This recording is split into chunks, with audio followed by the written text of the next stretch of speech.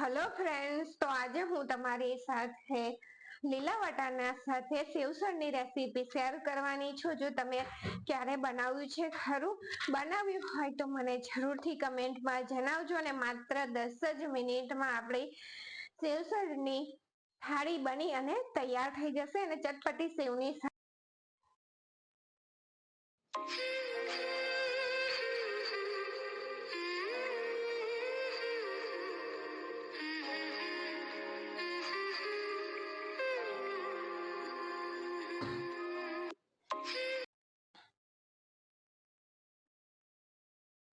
તો તેની માટે મેં અહીંયા 1 કપ ફ્રેશ વટાણા લીધા છે। આ રીતના ફ્રેશ વટાણા, જો તમારી પાસે આ ના હોય તો સૂકા લીલા વટાણા પણ પલાળીને તમે લઈ શકો છો। તો તેની માટે મેં અહીંયા હાફ કપ જેટલી મોટી ચોપ કરેલી મોટી સમારેલી ડુંગળી લીધી છે, જેને આપણે મિક્સરમાં પેસ્ટ બનાવી લેવાની છે। અને અડધો ઇંચ આદુનો ટુકડો, આદુનો ટેસ્ટ એ તમે તમારા ટેસ્ટ પ્રમાણે વધારે કે ઓછો રાખી શકો છો। અને અહીંયા મેં નાની કળી 10 લસણની લીધી છે, મોટી હોય તો તમારે ઓછી કરી લેવાની। તો ડુંગળીમાં પાણી રહેલું જ હોય છે, તો કોઈ પણ જાતનું પાણી એડ કર્યા વગર આપણે તેની પેસ્ટ બનાવી લેવાની છે। તો જો પેસ્ટ બની અને તૈયાર થઈ ગઈ છે, તે જ રીતે અહીંયા મેં જેટલી ડુંગળી લીધી હતી તેટલું જ મેં ટામેટું લીધું છે, અડધો કપ। તેને પણ આપણે પેસ્ટ બનાવી લેવાની છે મિક્સરમાં। તો પેસ્ટ બની અને તૈયાર થઈ ગઈ છે। અને અહીંયા મેં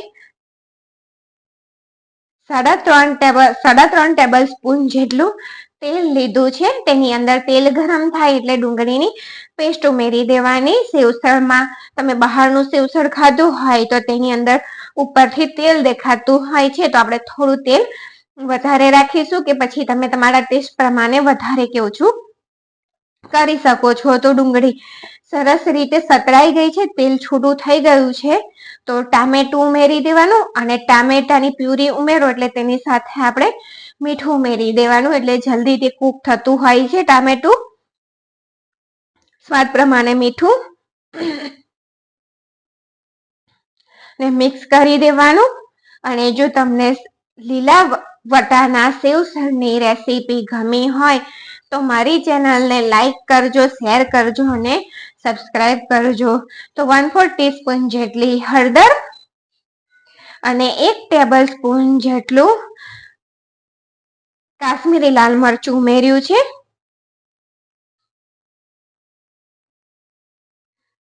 અને 1 ટીસ્પૂન જેટલું ધાણા જીરું પાવડર ઉમેર્યું છે। હાફ ટીસ્પૂન ગરમ મસાલો અને 1 ટીસ્પૂન સેવ ઉસળ મસાલો ઉમેર્યો છે। જો અહીંયા તમારી જોડે સેવ ઉસળ મસાલો ના હોય તો તેની જગ્યાએ તમે પાવભાજી મસાલો પણ ઉમેરી શકો છો, તેનાથી પણ સેવસળનો ટેસ્ટ ખૂબ જ સરસ આવે છે। તો આ બધા મસાલા મિક્સ કરી અને ટામેટામાંથી તેલ છૂટું પડે ત્યાં સુધી તેને ઢાંકી અને કૂક કરી લેવાનું છે। તમે જો લીલા વટાણાનું સેવસળ બનાવ્યું હોય તો કેવી રીતે બનાવ્યું છે તે મને તમે જરૂરથી શેર કરજો। તો જો સરસ રીતે તેલ છૂટું થઈ ગયું છે, તો હવે આ સ્ટેજ પર આપણે અહીંયા મેં 1 ટીસ્પૂન વધારે નહીં 1 ટીસ્પૂન જેટલું બેસન લીધું છે, તેની અંદર થોડું પાણી એડ કરી અને તેની અંદર ઉમેરી દેવાનું છે મિક્સ કરીને। બેસનથી આપણી સેવસળને એક થિકનેસ મળશે, એટલા માટે આપણે તેની અંદર બેસન ઉમેરવાનું છે। બેસન ઉમેરી અને 1 થી 2 મિનિટ જેવું આપણે તેને શેકાવા દેવાનું છે, વધારે નહીં, એટલામાં તે શેકાઈ જશે।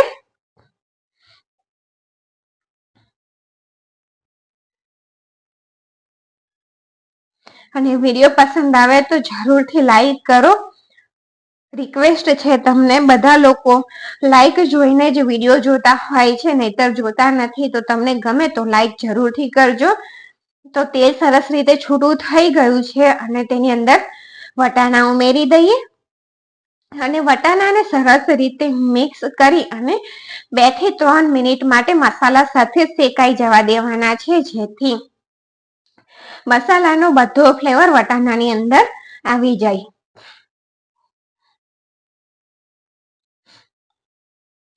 તો અને તેની અંદર હવે આપણે 1/4 કપ જેટલું પાણી એડ કરીશું.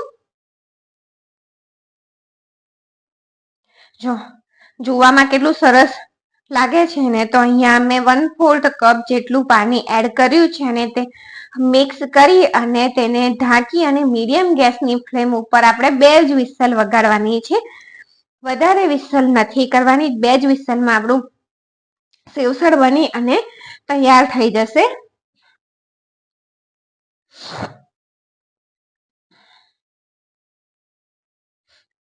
તો 2 વિસલ થઈ ગઈ અને પ્રેશર નીકળી ગયું. ત્યાર પછી મેં ખોલી લીધું છે અને જો વટાણાને આપણે ચેક કરીએ તો તે આ રીતે હાથથી દબાઈ જાય છે આંગળીથી. જો આટલો સોફ્ટ થઈ ગયો છે અને દાણા પણ સરસ આખા છે. એટલે તમારે ધ્યાન રાખવાની વાત છે કે 2 સીટી વગાડવાની છે, વધારે નહીં. તો મેં ગેસ શરૂ કરી દીધો છે અને રસો કરવા માટે અહીંયા મેં 1/2 કપ જેટલું ગરમ પાણી એડ કર્યું છે. ધ્યાન રાખવાનું તમારે કે ગરમ પાણી એડ કરવાનું છે, ઠંડા પાણીને એડ નથી કરવાનું. અને તેને સરસ રીતે ઉકળવા દેવાનું છે અને થોડુંક આપણે લીંબુ નીતારી દેવાનું.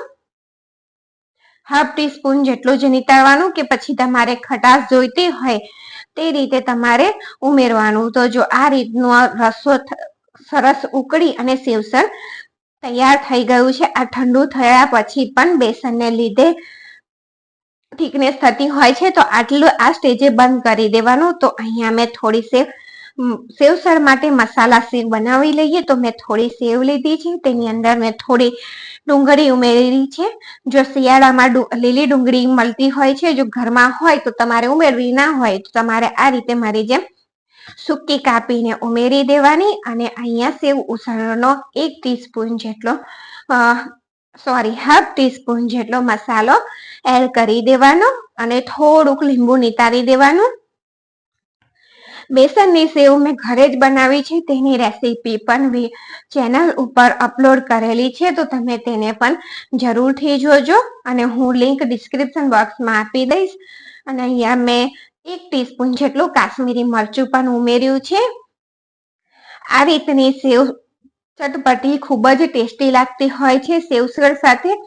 અને આ મસાલા તમારે જ્યારે સેવસળ સર્વ કરવાનું હોય, જ્યારે તમે જમવા બેસવાના હોય ત્યારે જ તમારે આ બધા ડુંગળી અને મસાલા એડ કરવાના, નહીતર તે હવાઈ જશે.